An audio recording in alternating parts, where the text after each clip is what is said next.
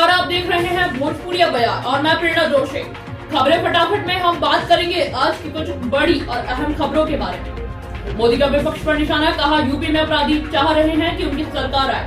उत्तर प्रदेश, उत्तराखंड, पंजाब, गोवा और मणिपुर में होने वाले विधानसभा चुनावों के लिए सभी राजनीतिक दल चुनावी मैदान में जोर शोर से जुटे हुए हैं। प्रधानमंत्री नरेंद्र मोदी सोमवार को यूपी के जन चौपाल कार्यक्रम को ऑनलाइन माध्यम से संबोधित किया। इस दौरान उन्होंने कहा 2017 से पहले उत्तर प्रदेश में भी विकास की नदी का पानी ठहरा हुआ था। ये पानी नकली समाजवादियों के परिवार में उनके करीबियों में ठहरा हुआ था। 5 साल पहले यूपी को लेकर क्या चर्चा होती थी? 5 साल पहले दबंग और दंगाई ही कानून थे। उन्हीं का कहा ही शासन का आदेश था। 5 साल पहले अफसरों को रिश्वत, जैकलीन और नोरा से कॉन्ट्रैक्ट और 200 करोड़ की ठगी के बाद सुकेश का नया कांड। तिहाड़ जेल में बंद ठग सुकेश चंद्रशेखर एक बार फिर चर्चा में है। इस बार सुकेश ने तिहाड़ जेल के एक अफसर को रिश्वत देने की कोशिश की है। इसके बाद 3 अफसरों की जांच की जा रही है, साथ ही उनका तबादला भी कर दिया गया है। वहीं सुकेश को दूसरे जेल में ट्रांसफर कर दिया गया है। पंजाब चुनाव से पहले 21 दिनों के लिए राम रहीम को पैरोल जेल से आएंगे बाहर। पंजाब में होने जा रहे विधानसभा चुनाव से ठीक पहले 21 दिन के लिए डेरा सच्चा सौदा प्रमुख राम रहीम फरलो जेल से बाहर आ गया है। इससे कुछ दिन ही पहले डेरा में एक कार्यक्रम का आयोजन किया गया था। इसमें कई राजनीतिक पार्टियों के लोग भी शामिल हुए थे। इस दौरान राम रहीम की एक चिट्ठी भी पढ़ी गई थी, जिसमें उसने जेल से बाहर आने के संकेत दिए थे। बीजेपी विधायक मदन दिलावर के बिगड़ैल बोल, कहा कांग्रेसी नेताओं को पटक पटक कर मारेंगे। बीजेपी प्रदेश अध्यक्ष सतीश पूनिया की ओर से कोटा में कांग्रेस को लेकर दिए गए जूते वाले बयान पर राजस्थान में राजनीति गर्मा गई है। कांग्रेस जहां पूनिया के बयान को लेकर आक्रोशित हो रही है, वहीं बीजेपी पूनिया पर हुए हमले को लेकर गुस्से में है। इस मसले को लेकर अब कड़वे बयानों की शुरुआत भी हो चुकी है। बीजेपी विधायक मदन दिलावर ने कहा कि हमला करने वाले कांग्रेसी नेताओं को गिरफ्तार नहीं किया तो बीजेपी नेता अब कांग्रेस नेताओं को पटक पटक कर मारेंगे।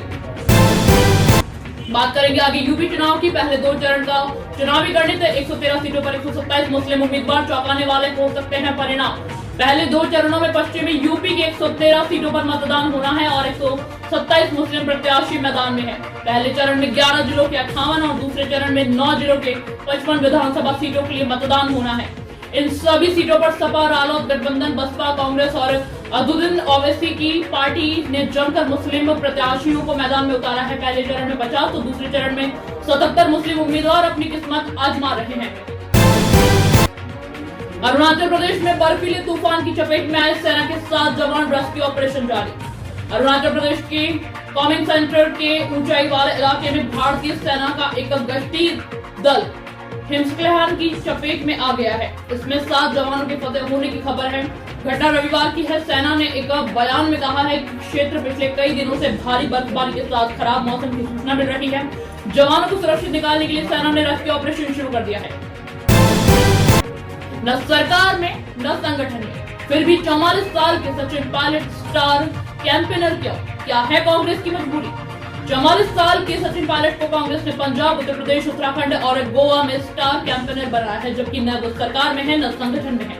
गहलोत से एक बार बगावत भी कर चुके हैं, फिर अचानक पायलट को इतनी तरजीह क्यों दी जा रही है? इसके सियासी मायने बड़े। कर्नाटक हिजाब विवाद, दंगे न भड़के, इसलिए 2 कॉलेज में छुट्टी। एक ने कैंपस में हिजाब पहनने की दी परमिशन, लेकिन क्लास में नहीं। हिजाब विवाद को सांप्रदायिक रंग देने की कोशिशें चल रही है। ये बात सामने आई कुंडापुरा में चल रहे स्टूडेंट्स के विरोध प्रदर्शन के दौरान, जहां मुस्लिम समुदाय के 2 लोगों को पुलिस ने घातक हथियारों के साथ गिरफ्तार किया, जबकि 3 लोग बचकर भाग निकले। पकड़े गए लोगों की पहचान अब्दुल मजीद और रजब के रूप में हुई है। 30 दिन बाद मंदिरों में लगा जयकारा। शिव मंदिर के साथ हनुमान मंदिर में भी भीड़, गेट पर मास्क चेकिंग और सैनिटाइजेशन की थी व्यवस्था।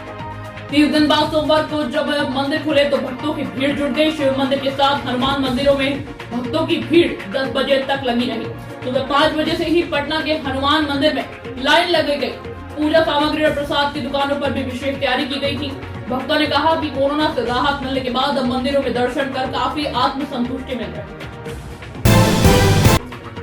पहाड़पुर रेलवे स्टेशन के पास पटरी से उतरी ट्रेन 3 घंटे तक अप डाउन सेवा बाधित।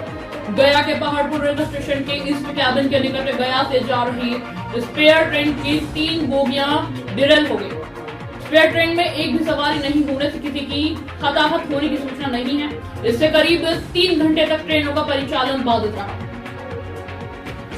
आज के खबरें फटाफट में बस इतना ही। कल फिर मिलेंगे कुछ बड़ी और अहम खबरों के साथ। तब तक के लिए बने रहिए PB न्यूज पर।